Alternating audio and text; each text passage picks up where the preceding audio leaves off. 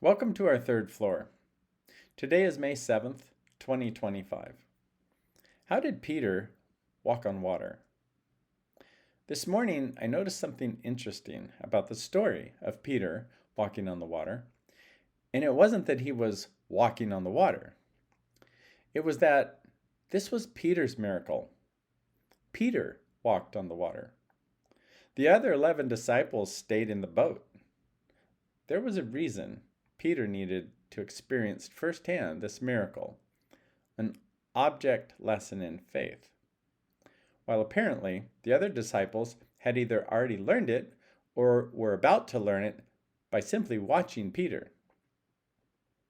Another thing that jumps out at me is the sequence of events here. Specifically, the story starts with Peter asking Jesus to command me to come out on the water.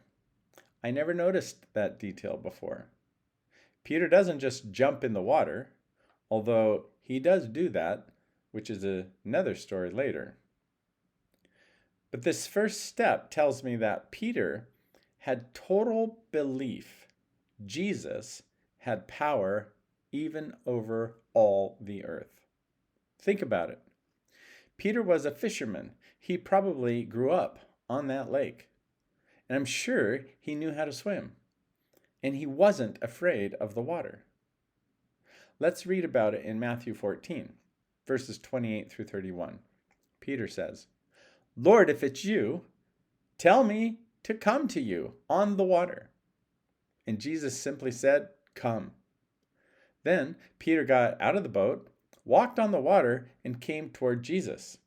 But when he saw the wind, he was afraid. And beginning to sink, he cried out, "Lord, save me." Immediately, Jesus reached out his hand and caught him. And Jesus said, "You of little faith, why did you doubt?"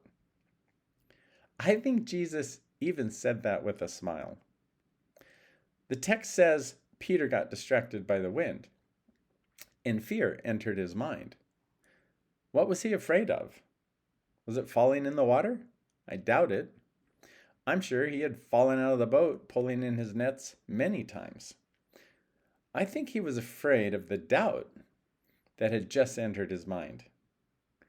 And I think he recognized it immediately.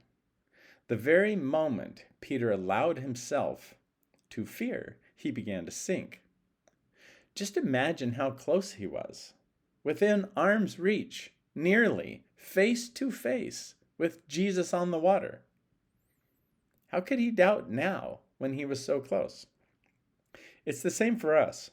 Our miracle is probably not walking on the water. We're like the other 11 disciples, still in the boat. But in the same way,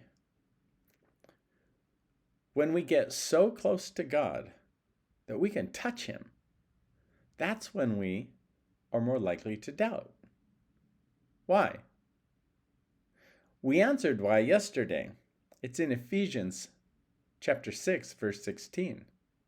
Fear and doubt. These are the fiery darts shot into our mind by the wicked one.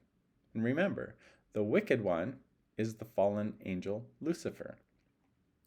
So here's the thing.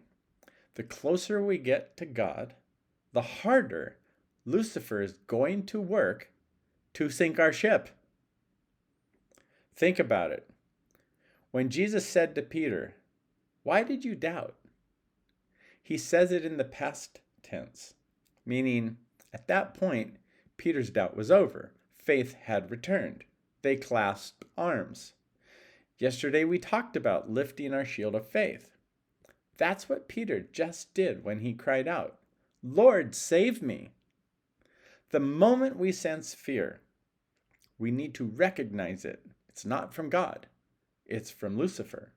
And at that moment, we need to lift our shield of faith by calling out, "Lord, save me." Amen? Amen.